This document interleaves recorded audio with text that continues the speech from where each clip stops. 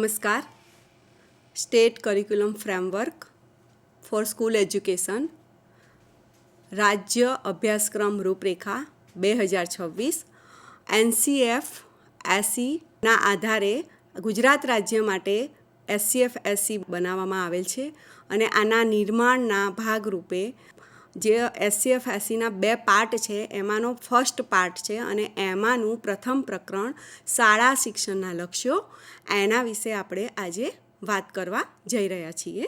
આ જે આપણું પ્રકરણ છે, અગેન એનું નામ છે શાળા શિક્ષણના લક્ષ્યો, એઇમ્સ ઓફ સ્કૂલ એજ્યુકેશન. આ પ્રકરણની અંદર સ્વાભાવિક જ છે કે NCF અને NEPના આધારે જ આપણું SCF SE બન્યું છે. તો એના કારણે થઈ અને પ્રકરણ 1ની અંદર NEP 2020માં આપવામાં આવેલ શિક્ષણ દર્શનને શાળા શિક્ષણના ચોક્કસ લક્ષ્યોમાં ગોઠવવામાં આવેલ છે, જે SCF SE 2026 માટે સ્પષ્ટ દિશા સૂચન કરે છે. આ લક્ષ્યો વિદ્યાર્થીમાં જરૂરી જ્ઞાન, ક્ષમતા, મૂલ્ય અને મનોજોગના વિકાસ દ્વારા પરિપૂર્ણ થશે એવું સ્પષ્ટ દર્શાવે છે. NEP 2020નું શિક્ષણ દર્શન આગળના પ્રસ્તાવનામાં આપણે જોયું કે એમ કહ્યું છે કે આ જે આપણું SCF SE બન્યું છે એનો મુખ્ય આધાર NEP 2020 અને એની સાથે NCF SE 2023 એ એનો મુખ્ય આધાર છે. તો સ્વાભાવિક રીતે જ NEPમાં જે કહેવાયું છે એને જ આપણે આધાર તરીકે લીધું હોય. શિક્ષણનો ઉદ્દેશ માત્ર બોધાત્મક વિકાસ જ નહીં પણ ચારિત્ર્ય ઘડતર અને 21મી સદીના ચાવીરૂપ કૌશલ્યોથી સજ્જ સર્વગ્રાહી અને સુયોગ્ય વ્યક્તિનું નિર્માણ કરવાનો પણ હશે. પ્રથમ જે પ્રકરણ છે આપણું, સ્વાભાવિક જ છે કે SCF SE સ્ટાર્ટ થાય એની પહેલાં SCF SE અથવા શાળા શિક્ષણ શા માટે, એના ઉપર કામ કરીને જ આપણે આગળ એના ઉપર વધારે વિચારવાનું થાય. તો અગેન કહ્યું છે કે ઉદ્દેશ માત્ર બોધાત્મક વિકાસ નથી, ચારિત્ર્ય ઘડતર અને કૌશલ્યોથી સજ્જ બનાવવું એ પણ એક ઉદ્દેશ છે. શાળા શિક્ષણના લક્ષ્યો NEP 2020ના જે શિક્ષણ દર્શન છે એના આધારે NCF SE અને SCF SEના શાળા શિક્ષણના લક્ષ્યો નક્કી કરવામાં આવેલ છે. SCFમાં વર્ણવેલ શાળા શિક્ષણના લક્ષ્યો NCF SE 2023માંથી લેવામાં આવેલ છે. આ લક્ષ્યો શિક્ષણના ભાવિ દર્શન અને તેના ઉદ્દેશોને નિર્દેશિત કરે છે. નીચેના 5 ધ્યેયો મતલબ લક્ષ્યો. SCF SEની વાત કરવામાં આવે તો 2 શબ્દો મુખ્ય છે, ગોલ અને એઇમ. તો અત્યારે આપણે એઇમની વાત કરીએ છીએ. ગોલ આવશે જે અભ્યાસક્રમના વિષયવાર પણ ગોલ હશે. તો આ જે લક્ષ્યો છે અભ્યાસક્રમમાં સામેલ કરવા માટે જરૂરી જ્ઞાન, ક્ષમતા, મૂલ્યો અને મનોજોગની પસંદગી કરવા માટે સ્પષ્ટ દિશા આપે છે. આગળ જેમ વાત કરી એમ દરેક વખતે એક જ વસ્તુ આવે છે કે શાળા શિક્ષણના લક્ષ્યો માટે સૌથી અગત્યની વસ્તુ છે જ્ઞાન, ક્ષમતા, મૂલ્યો અને મનોજોગ. એની વાત કરીએ એની પહેલાં આપણે આ જે પ્રકરણ છે એનો મુખ્ય પાર્ટ કે શાળા શિક્ષણના લક્ષ્યો કયા, તો એના ઉપર આપણે આગળ વાત કરીએ. 5 લક્ષ્યો કુલ છે, મુખ્ય 5 લક્ષ્યો છે. એમાં પ્રથમ લક્ષ્ય છે તાર્કિક અને સ્વતંત્ર વિચારસરણી, સ્વાયત્તાનો વિકાસ કરવો. Rational thought and independent thinking / ઓટોનોમી. આરોગ્ય અને સુખાકારી, લોકશાહી અને સમુદાયની ભાગીદારી, આર્થિક ભાગીદારી અને સાંસ્કૃતિક ભાગીદારી. આ 5 શાળા શિક્ષણના લક્ષ્યો છે. શાળા શિક્ષણના લક્ષ્યો SCF SEની અંદર પણ આપેલા જ છે. એ તમે વાંચશો એટલે સીધો તમને ખ્યાલ આવશે, એની ડિટેલ પણ આપેલી છે.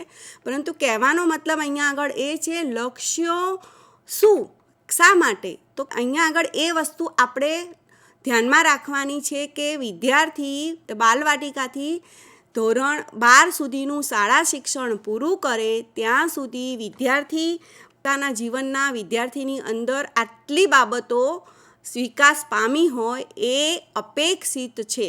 જો એ વસ્તુ એનામાં વિકાસ નથી થતો તો ક્યાંક એનું શાળા શિક્ષણ અધૂરું છે.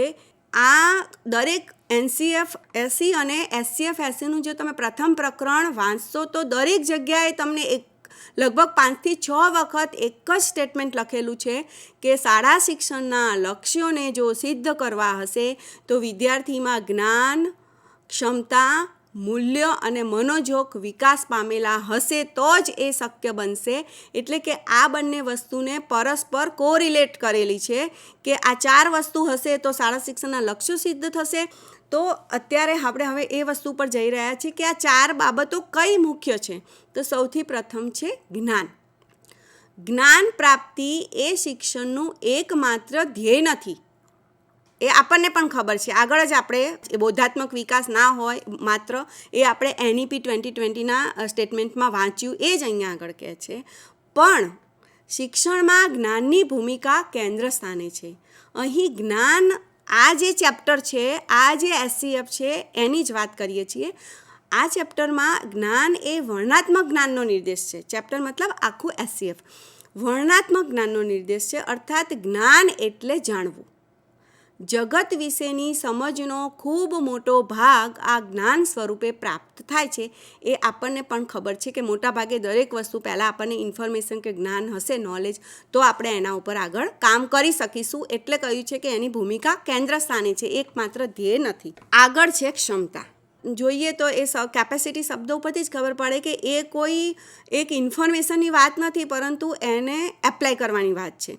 ક્ષમતાઓ એટલે કે પ્રક્રિયાગત જ્ઞાન, અર્થાત કેવી રીતે જાણવું. સામાન્ય રીતે પ્રક્રિયાગત જ્ઞાનનો ઉપયોગ મૂર્ત ક્ષમતાઓના સંદર્ભમાં થાય છે. એટલે કે જે આપણે દેખી શકાય, જે આપણે આગળ વાત કરી, જેમ કે કાર ચલાવવાની ક્ષમતા. આ એક એક્ઝામ્પલ આપ્યું છે કે ક્ષમતા એ મોટા ભાગે જોઈ શકાય કે ભાઈ આ ક્ષમતા એનામાં છે. સ્કિલ તરીકે પણ એનાથી અલગ છે. સ્કિલ એ કૌશલ્ય તરીકે છે, અહીંયા કેપેસિટી છે. તો જોવાની વસ્તુ એ છે કે બહુ સરસ આગળ કહ્યું છે કેવી રીતે જાણવું, એ પણ એક ક્ષમતા છે. તમારે કોઈ એક બાબત શીખવી છે તો એ શીખવા માટેની પ્રોસેસને અહીંયા આગળ, જો એને પ્રોસેસ આવડે છે તો એને ક્ષમતા સિદ્ધ કરેલી છે, એવી અહીંયા આગળ વાત છે.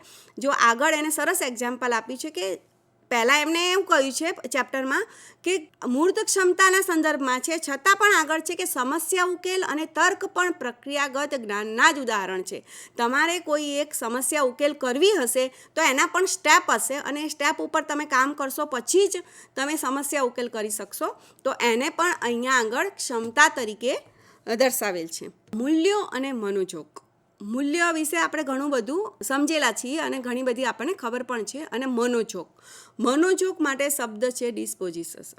ડિસ્પોઝિશન શબ્દ છે તો એવું કહેવાય કે એ જે શબ્દ છે એના માટે કોઈક વલણ પણ શબ્દ વાપરે છે, પરંતુ આપણે SCF 80ની અંદર એનાથી થોડુંક ઉપર મનોજોગ શબ્દ વાપરેલો છે. જોઈએ એના વિશે તો અસરકારક કાર્ય માટે જ્ઞાન અને ક્ષમતાઓની સાથોસાથ પ્રોત્સાહન પણ આવશ્યક છે. આપણા મૂલ્યો અને મનોજોગ એ પ્રોત્સાહનના પ્રેરણા સ્ત્રોત છે.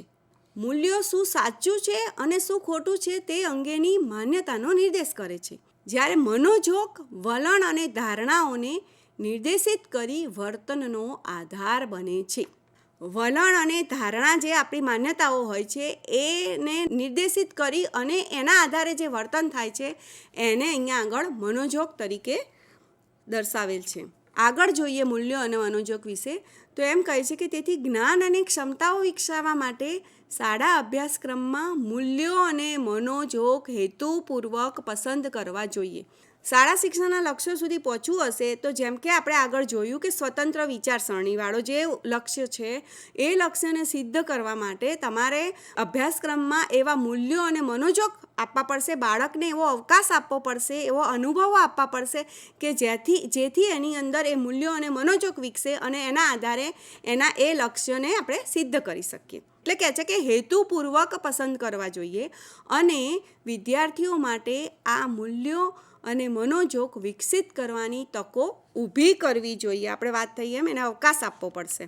મૂલ્યો એટલે કે જે એના વિવિધ સ્વરૂપ આપેલા છે, નૈતિક મૂલ્યો, લોકશાહી મૂલ્યો અને જ્ઞાનલક્ષી વિચારણાના મૂલ્યોની સાથે SCF વિદ્યાર્થીઓમાં સકારાત્મક કાર્યનીતિ, જિજ્ઞાસા અને વિસ્મય અને ભારતીયતાનું ગૌરવ, આપણે જેમ કહ્યું સાંસ્કૃતિક વિકાસ, અને મૂળાનુબંધ જેવા મનોજોગ વિકસાવવા માગે છે.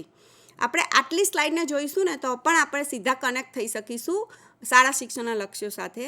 જેમ કે નૈતિક મૂલ્યની વાત આવી છે, લોકશાહી મૂલ્યોની વાત આવી છે, તો આગળ છે લોકશાહી ભાગીદારી. જ્ઞાનલક્ષી વિચારણાની વાત કરી છે, તો આગળ છે જે પ્રથમ જ છે સ્વતંત્ર વિચારસરણી. તો એનામાં જ્ઞાનાત્મક મૂલ્યો હશે તો એ એનાલિસિસ કરી શકશે, તો એનામાં એ લક્ષ્ય તરફ જવા માટેનો અવકાશ વધશે.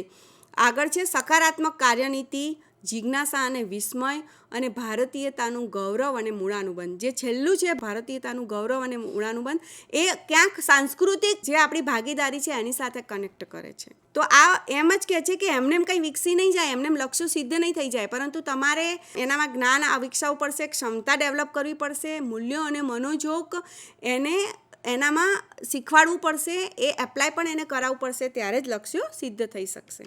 અભ્યાસક્રમ પ્રતિ પ્રયાણ. હવે શાળા શિક્ષણના લક્ષ્યો કંઈ નક્કી કરીને મૂકી તો દેવાશે નહીં. એ લક્ષ્યોના આધારે આપણે આપણો અભ્યાસક્રમ બનાવવો પડશે.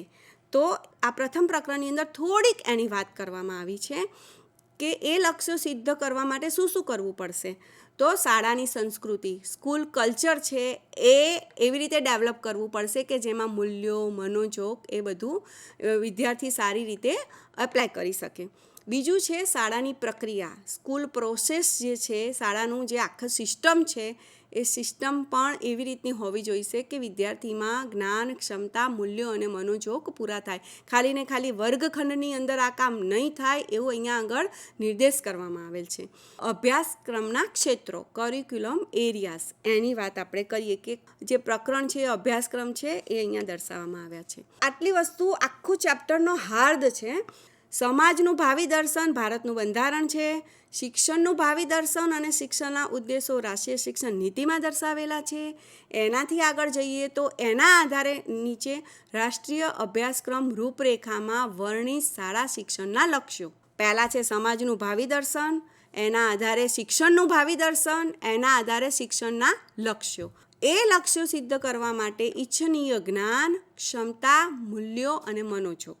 તો એમને તો કંઈ આવી નહીં જાય, એના માટે આપણે જરૂર પડશે અભ્યાસક્રમના ક્ષેત્રો, એટલે કે અભ્યાસક્રમની. તો એ અભ્યાસક્રમના કયા કયા ક્ષેત્રોના આધારે આ બધી જ બાબતો અલગ અલગ જગ્યાએ આવશે. બૌદ્ધિક હોય કે શારીરિક હોય કે જે આપણે લોકશાહીની વાત કરી કે સાંસ્કૃતિક વિકાસની વાત કરી. તો પ્રથમ છે ભાષાઓ, બીજું છે ગણિત અને ગાણિતિક વિચારસરણી, ત્રીજું છે વિજ્ઞાન, સામાજિક વિજ્ઞાન, કલા શિક્ષણ, આંતરવિદ્યા શાખાકીય ક્ષેત્રો, શારીરિક શિક્ષણ અને સુખાકારી, અને વ્યાવસાયિક શિક્ષણ. આટલા 8 અભ્યાસ ક્ષેત્રોના આધારે આપણે શાળા શિક્ષણના લક્ષ્યો સિદ્ધ કરવાના થાય છે. અગેઇન બધાની અંદર નીચે તમને દેખાશે અભ્યાસક્રમના લક્ષ્યો, અભ્યાસક્રમના ધ્યેયો, ક્ષમતાઓ અને અધ્યયન નિષ્પત્તિ. પહેલો પાઠ હતો શાળા શિક્ષણના લક્ષ્યો, બીજો પાઠ છે અભ્યાસક્રમના ક્ષેત્રો. તો ક્ષેત્રો તો આપણે આગળ જોઈ લીધા કે આપણને થોડીક તો ખબર જ છે. ભાષા આવે, ગણિત આવે, વિજ્ઞાન આવે, SS, EVS આવે, અને બાકી જે સાંસ્કૃતિક વિકાસ બાજુ જોઈએ તો કલા શિક્ષણ ને શારીરિક વિકાસ બાજુ શારીરિક અને વ્યાવસાયિક વિકાસ, એટલે કે જે સામાજિક અને આર્થિકની જે અત્યારે ભાગીદારીની વાત કરી છે ત્યાં આગળ એ બધું આવે છે. હવે નીચેના શબ્દો છે અભ્યાસક્રમના લક્ષ્યો અને ધ્યેયો.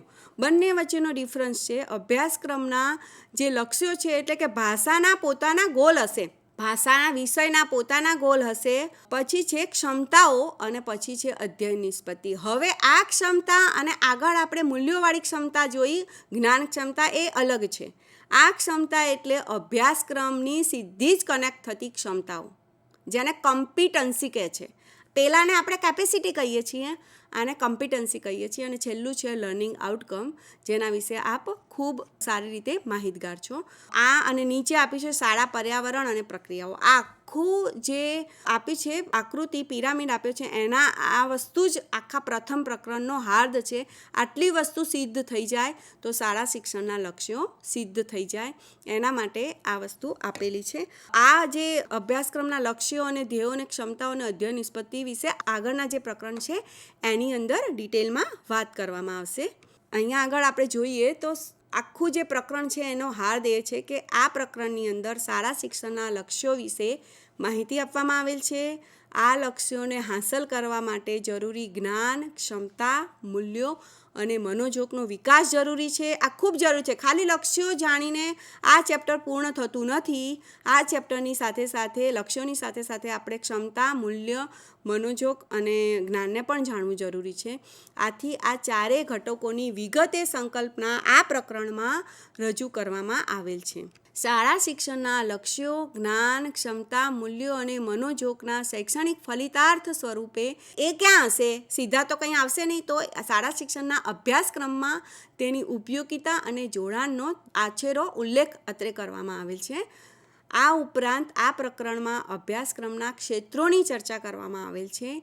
શાળા શિક્ષણના ધ્યેયો, ક્ષમતાઓ અને લર્નિંગ આઉટકમ્સના ક્રમનો આકૃતિ દ્વારા ઉલ્લેખ કરવામાં આવેલ છે, જે આપણે આગળ જોયો. આ આપણે જે પ્રકરણ છે એનો તમારે વધારે વિગતે અભ્યાસ કરવો હોય તો SCF-SE 2026 એ ગુજરાત રાજ્ય માટે આપણે બનાવેલ છે. એના વિગતે અભ્યાસથી આ પ્રકરણ વિશે તમે વધારે માહિતી મેળવી શકશો. Thank you. આભાર.